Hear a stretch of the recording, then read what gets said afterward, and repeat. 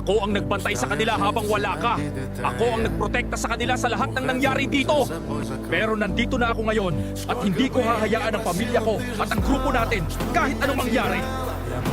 Naririnig ko sila. Parang may tumatawag sa akin mula sa dilim at hindi ko alam kung paano lalabanan ito.